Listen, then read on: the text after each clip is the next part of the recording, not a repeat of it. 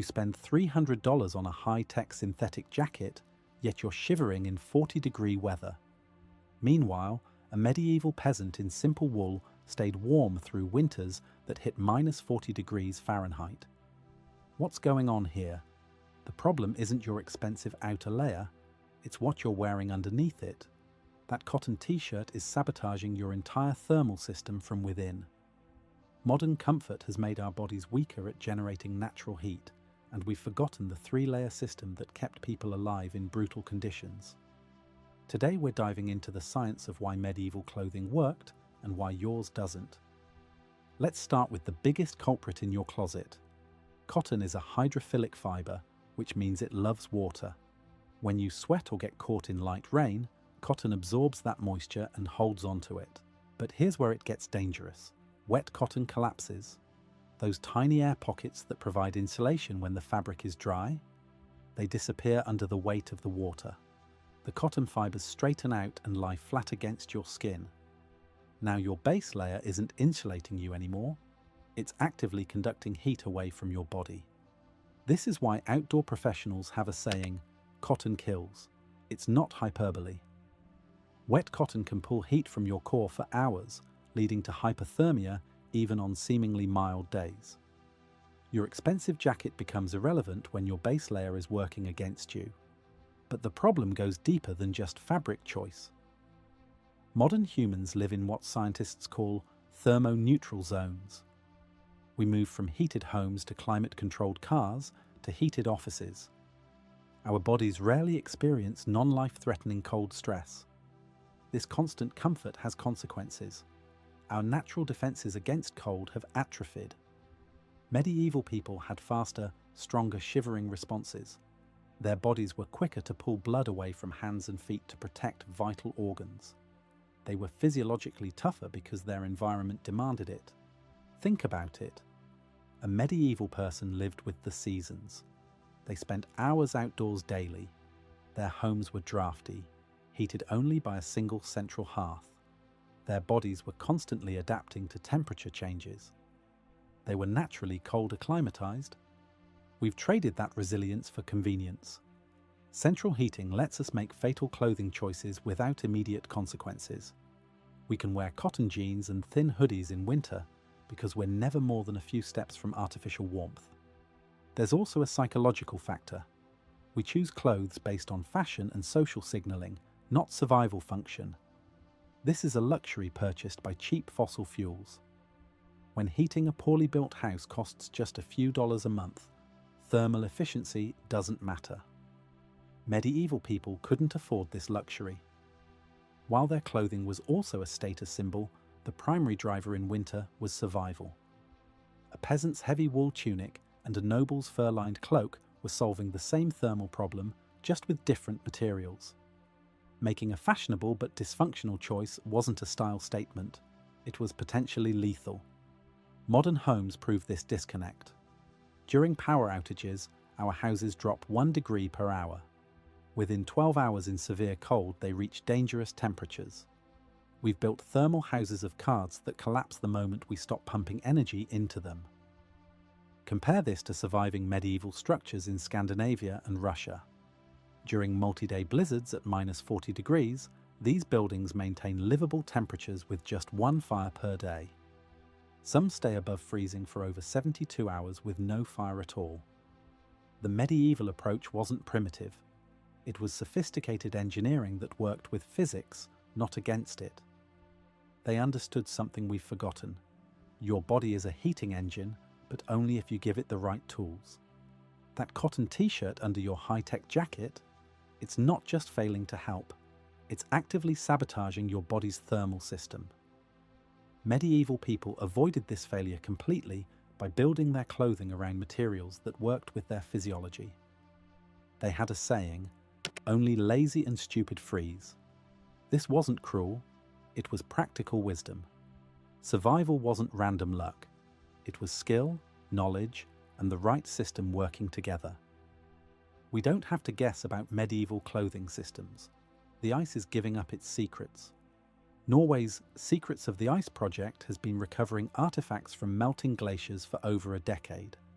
These aren't museum pieces or artistic representations. They're actual garments worn by real people who survived in conditions that would kill us today. In 2019, researchers pulled a complete woven Viking mitten from a mountain pass. It had been preserved in ice for over 1,000 years. The construction is remarkable. Dense wool yarn, tightly woven, with a complex pattern that creates multiple layers of trapped air. This wasn't casual clothing.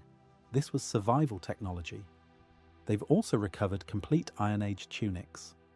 The weave patterns show sophisticated understanding of thermal physics. Multiple yarn weights in a single garment, tight weaves at stress points for durability, looser weaves in body areas to maximize air trapping. Every design choice served a thermal function. But the most telling evidence comes from medieval Russia. Historical records document winters when the Baltic Sea froze solid. Ships were trapped in ice from November through April. These weren't occasional cold snaps. They were sustained, brutal conditions colder than anything we experience today. Yet people didn't just survive, they thrived. Russian chronicles describe active trade, construction, and daily life continuing through these extreme winters. The key was their clothing system. Archaeological finds from medieval Russian sites reveal the three-layer approach in detail. Layer 1 was the linen chemise worn directly against the skin. This wasn't about insulation. This was about hygiene and moisture management. Medieval people understood something crucial. Their valuable wool layers were expensive and difficult to wash. The linen chemise served as a washable barrier, protecting the wool from body oils and sweat. But linen had another critical property. Unlike cotton, linen fibers have natural capillary action. When you sweat, linen pulls that moisture away from your skin without structural collapse. The fibers don't straighten and flatten like cotton does when wet. They maintain their structure and continue moving moisture outward. This is why linen was the foundation of the system. It kept the skin drier and the insulation layer cleaner. Medieval people could wear the same wool tunic for weeks or months because the linen underneath was doing the dirty work and getting washed regularly. Layer 2 was the wool tunic, the insulating engine of the entire system. This layer had one job: trap body heat. The genius was in the modular approach. Need more warmth? Add another wool layer. Medieval Russians would wear multiple rubakas, one over the other. Women might add an extra kirtle over their first one. The most sophisticated version was the gambeson, a quilted jacket stuffed with wool or linen tow. The quilted construction created dozens of individual air-trapping chambers. These chambers prevented the insulation from shifting or settling. Each quilted section maintained its loft independently. If one area compressed, the others continued insulating. This quilted design also distributed body heat evenly. Instead of hot spots and cold spots, the gambeson created a uniform thermal field around the torso. Modern sleeping bag manufacturers use the same principle with baffled construction, but here's what made wool the perfect insulation material. Each wool fiber has a three-dimensional crimp structure. Under a microscope, wool looks like tiny coiled springs. These springs create millions of stable air pockets within the yarn and fabric. Air is the actual insulator, not the fiber itself. When wool gets wet, those crimped fibers don't collapse like cotton. They maintain their springy structure and continue trapping air.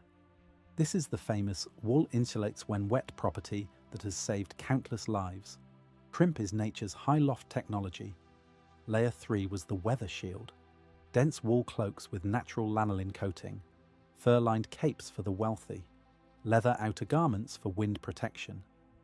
This layer's job was simple: block wind and shed precipitation before it could reach the insulation layer. Medieval hoods were particularly sophisticated. The Google and Chaperone weren't just hats. They were integrated thermal systems that covered the head, neck, and shoulders. They sealed the thermal chimney at the neck where rising body heat would otherwise escape. The complete system left zero thermal bridges. Every gap was sealed against convective heat loss. Sleeves were designed to overlap with gloves or mittens. Tunics extended below the belt line to overlap with leg coverings. hoods integrated with shoulder coverage. Medieval people understood that a thermal system is only as strong as its weakest point. One unsealed gap could compromise the entire envelope. They treated clothing construction like military engineering because for them it was a matter of life and death. The system also breathed properly. While blocking air infiltration, it allowed moisture vapor to escape. The natural fibers created a vapor-permeable barrier. Sweat could evaporate and exit the system without allowing cold air to enter. This is why the medieval system worked in active conditions. A person could chop wood or walk long distances without overheating. The system managed moisture while maintaining insulation. Modern synthetic systems often trap vapor, creating a clammy microclimate that leads to rapid cooling when activity stops. The three layers work together like a sophisticated machine. The linen managed moisture and hygiene. The wool provided thermal mass and insulation. The outer shell blocked weather. Each layer enhanced the other's performance. Remove any one layer and the system's effectiveness dropped dramatically. This wasn't just clothing, it was wearable architecture designed by people who understood that thermal failure meant death. To understand why medieval clothing worked so well, we need to dive into the physics of the materials themselves. This isn't just historical curiosity, this is hard science that explains why natural fibers dominated cold weather survival for thousands of years. Let's start with wool's secret weapon, lanolin. This is the waxy substance that sheep naturally produce in their sebaceous glands. It's not actually a fat, despite being called wool fat. It's a complex mixture of sterile esters that serves as the sheep's built-in waterproofing system. Medieval people used wool that was unprocessed or only minimally processed. This means the lanolin was still coating the fibers. They were essentially wearing nature's version of Gore-Tex technology. Water would bead up and roll off their cloaks instead of soaking through, but lanolin does something even more sophisticated. While the surface of the wool fiber repels liquid water, the core of the fiber can absorb water vapor up to 30% of its weight.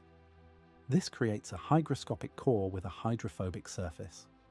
The wool pulls moisture vapor away from your skin's microclimate without feeling wet or clammy. This dual-action moisture management is impossible to replicate with synthetic materials. Modern DWR coatings wear off after repeated washing. Lanolin is part of the fiber structure itself. It's permanent, renewable, and completely natural. Now let's talk about the crimp structure that makes wool's insulation properties so remarkable. Under magnification, a wool fiber looks like a tiny helical spring. This three-dimensional crimp creates millions of stable air pockets within the yarn. These aren't random gaps that collapse under pressure, they're engineered spaces maintained by the fiber's spring structure. When cotton gets wet, its straight fibers absorb water and collapse under the weight. The fabric becomes dense and loses all its insulating air pockets. When wool gets wet, those crimped fibers maintain their spring structure. They continue trapping insulating air even when thoroughly soaked. This is why wool's insulates when wet property isn't just marketing, it's physics. The crimp doesn't disappear when wet, it springs back when dried. This resilience meant medieval people could work in snow, get caught in rain, or sweat heavily without losing their thermal protection. Compare this to modern synthetic insulators. Polyester fleece and Primaloft are hydrophobic, meaning they don't absorb water at all. This makes them dry faster than wool, which sounds like an advantage. But they lack wool's sophisticated moisture management system. They either repel all moisture, creating a vapor barrier effect, or they wick it so aggressively that you feel clammy. Synthetics also fail the sustainability test that matters to anyone interested in traditional skills. They're petroleum-based, energy-intensive to produce, and they shed microplastics with every wash. These microplastics end up in waterways and food chains. Wool is renewable, biodegradable, and actually improves soil when it decomposes.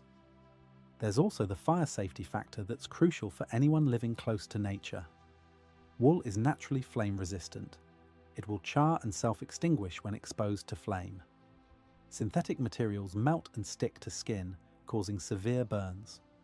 For people working around campfires, wood stoves, or oil lamps, this difference could be life or death. Medieval people also understood wool's antimicrobial properties. Wool can be worn for days or weeks without retaining body odor. The lanolin coating and the fiber structure itself resist bacterial growth. Synthetics, especially older generations, become unwearable after a single day of heavy use. The sustainability comparison reveals why natural fibers dominated for so long. A wool garment could last decades with proper care. It could be repaired, altered, and eventually composted. A synthetic garment might be lighter and dry faster, but it represents a permanent environmental cost. For medieval people, these weren't abstract considerations. They were practical necessities. They needed materials that worked reliably in extreme conditions, could be maintained with simple tools, and didn't depend on complex supply chains. The physics of natural fibers created a perfect storm of properties: water-resistant, insulation when wet, moisture management, durability, repairability, and sustainability. No single synthetic material has replicated this complete package. This is why understanding material physics matters today. We're not just studying history. We're rediscovering why certain materials dominated human survival technology for millennia.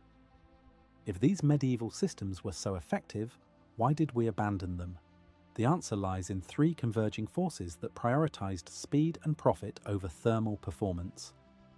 The Industrial Revolution changed everything. Suddenly, manufacturing speed became more important than product quality. Scribe-fit construction took skilled craftsmen weeks to complete a single garment. Factory-produced clothing could be made in hours using unskilled labor.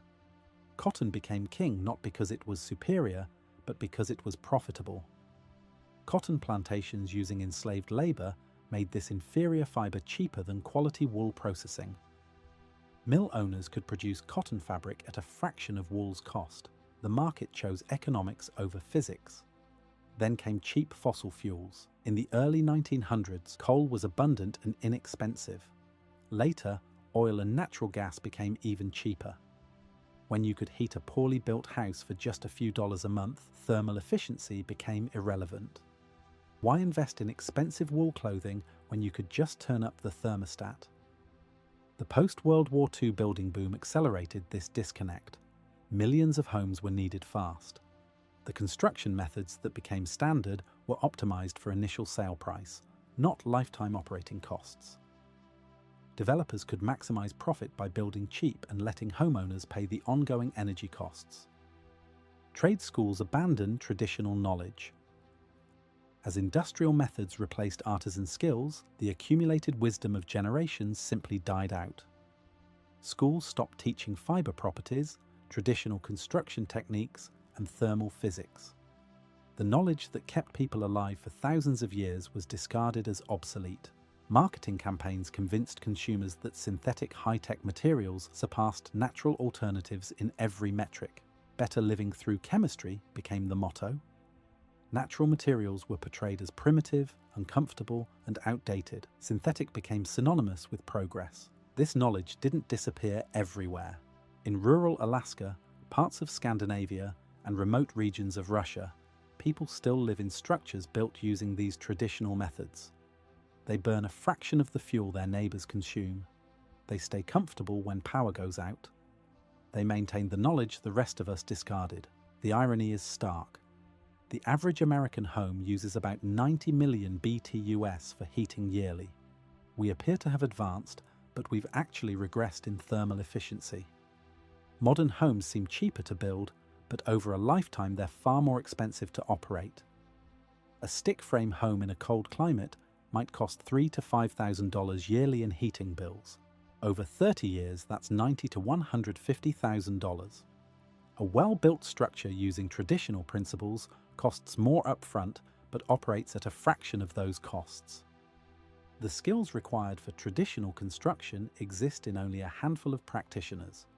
When the last generation that knew these methods dies, the knowledge dies with them. We're witnessing the extinction of survival wisdom that took millennia to develop. The medieval system used 15 million BTUs yearly, while modern approaches consume 90 million. The difference isn't just efficiency, it's understanding physics instead of fighting it. Look for 100% wool-based layers and avoid cotton completely in cold conditions. Build your thermal system using natural fibers that work with your body's heat generation, not against it. The knowledge still exists. We just have to choose to use it. Subscribe for our follow-up video covering modern brands applying these traditional principles.